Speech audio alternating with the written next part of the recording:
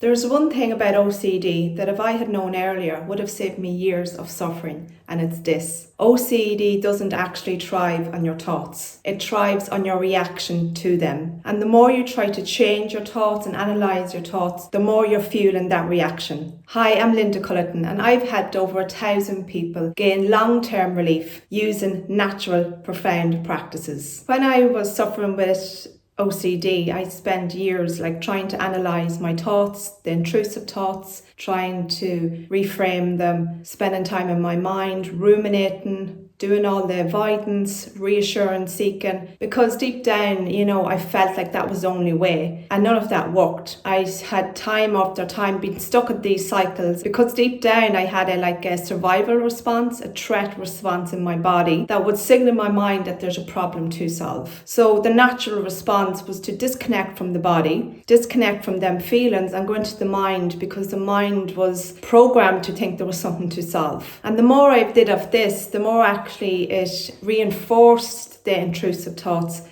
made them feel more obsessive. And due to the overall overwhelming reaction, I was stuck in this constant cycle. And it's that reaction that's in the body here, that keeps you stuck in these cycles that there's something to solve. Because you can't deny your feelings. You cannot deny that you feel anxious. You cannot deny that you feel overwhelmed and you're really scared of these thoughts. They are intrusive due to your attachment to the thoughts, due to the emotional trigger they activate within yourself. So many people spend time trying to change these intrusive thoughts, trying to reaffirm them, try to solve them, try to mind solve them, and they're just constantly fueled with more and more anxiety because underlying reaction hasn't been dealt with. And this is an automatic response within the body. We don't go around thinking away like, oh, I'm going to feel anxious today. This is actually happening by default due to emotional wounds that's being pushed and activated every time we have this intrusive thought. What makes a thought intrusive is our reaction to it. Where does that reaction come from? It comes from our nervous system, and it comes from our past experiences, what we deeply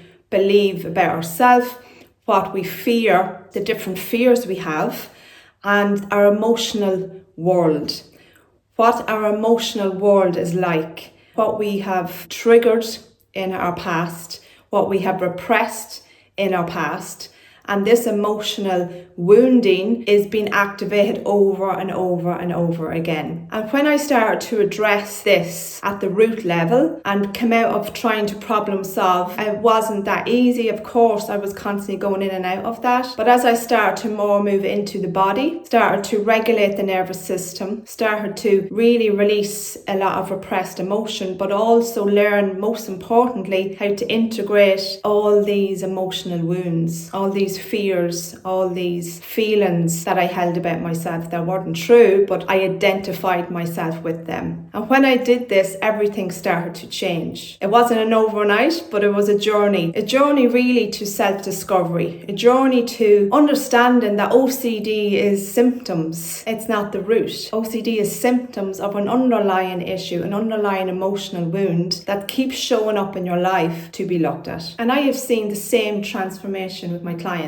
Take June, for example. In her early 20s, she started feeling tormented by intrusive thoughts. And she went down the path of doing psychotherapy, ERP, hypnosis. And while she got maybe some short-term relief, in the long term, she was still stuck in the cycles of having this obsessive intrusive thoughts and having these debilitating anxiety. So it wasn't until she started doing my OCD recovery program that things started to shift from her. She didn't change the intrusive thoughts or trying to get rid of them. She changed her relationship to the thoughts. And she didn't do this with the mind. She done this through the body, through releasing that fear response, that default fear response, and things started to change for her. In her own words, she said that completely changed her life. She went from constantly feeling anxious, constantly triggered, constantly obsessed with these thoughts, to having less of a reaction. She said they no longer control her, and it has brought so much relief into her life. If you would like to learn more about the program, and what's possible for you, check out the link below with all the details. So how do you change your relationship with these thoughts, these obsessive intrusive thoughts? You do so by changing your reaction. The reaction you have to these thoughts are automatic. They're happening in the background. The way we breathe every day, the way our heart rates every day, the way we move, the way we talk. This is all automatic. We have to change it at the automatic system, which is at the nervous system. You have to learn how to rewire your nervous system out of that default state of survival, of chronic stress, of chronic anxiety. You have to learn how to come into your body. You have to learn how to come out of your mind and start reconnecting back to your body. What makes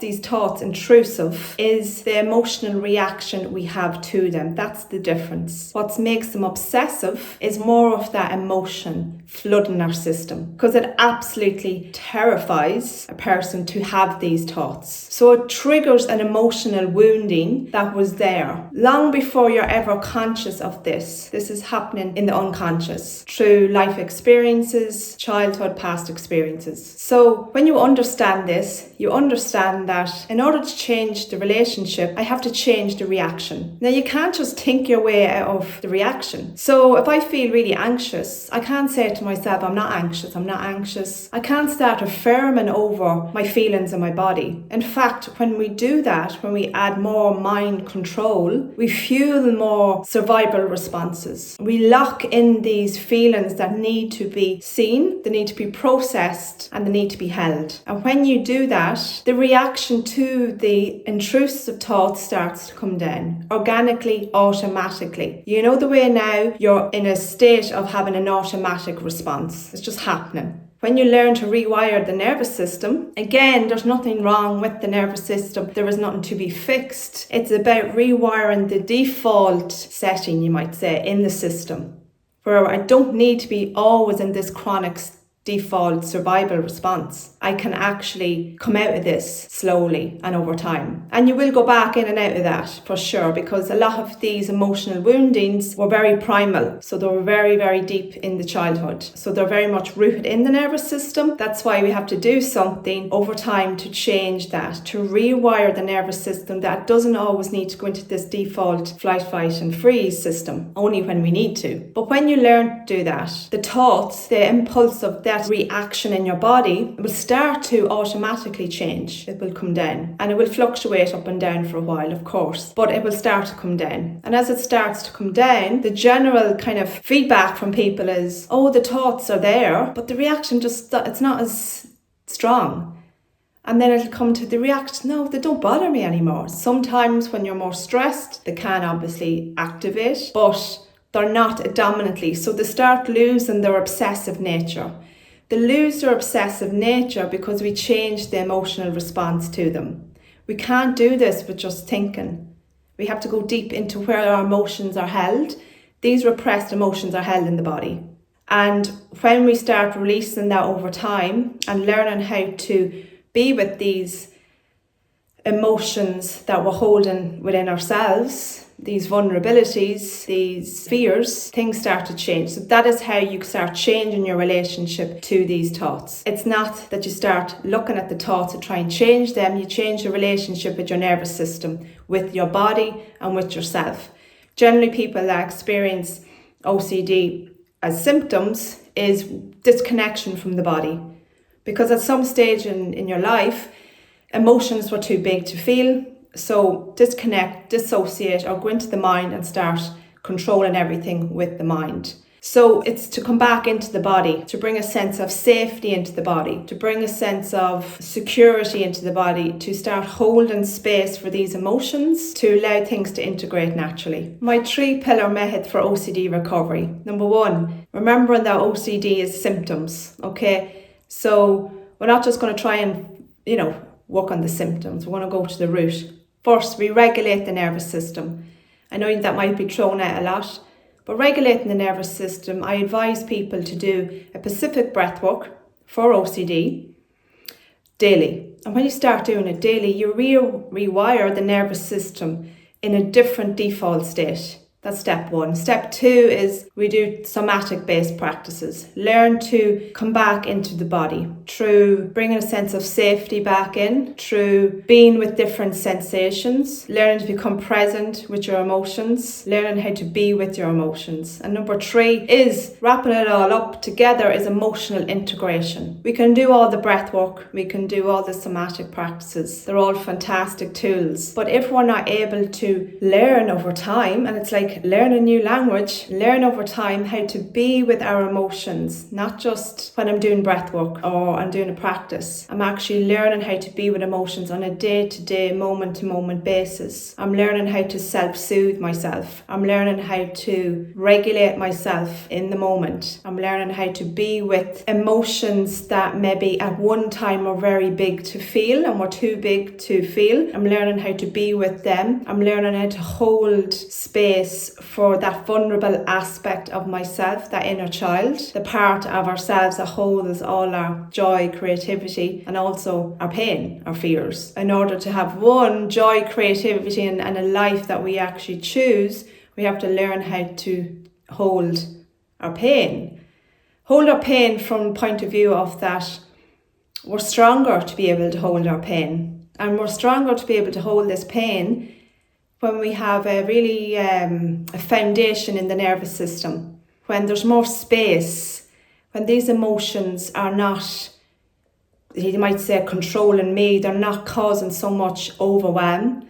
I have more stability in my center and I learn how to be with emotions on a day-to-day basis. This is a complete game changer because no matter where you go, how freeing is it and how liberating and empowering is it to be able to not control, not get rid of, not fix, because there's nothing to fix, actually be with different sensations in the body, understanding that I have the strength and I have the ability to hold space for myself. Because all these emotions inside, they're very, very small, vulnerable aspects of ourselves. And that small, vulnerable aspect, you might say the inner child, is crying out for attention, crying out for care, crying out to be seen and to be heard. These emotions that are in the body that you resist so much, that you wish you didn't have, that are causing a lot of discomfort. Try to flip it if you can a little bit and look at it from a point of view that these are messengers. They're giving you a signal that something needs to be looked at. That is the gift beyond the pain that's already there. That's actually a gift. I know it's easier said than done. When you're in it, it feels like, what kind of gift would this be in my life? But from someone that's been there and goes through different things regularly and understands this at a very intimate level, that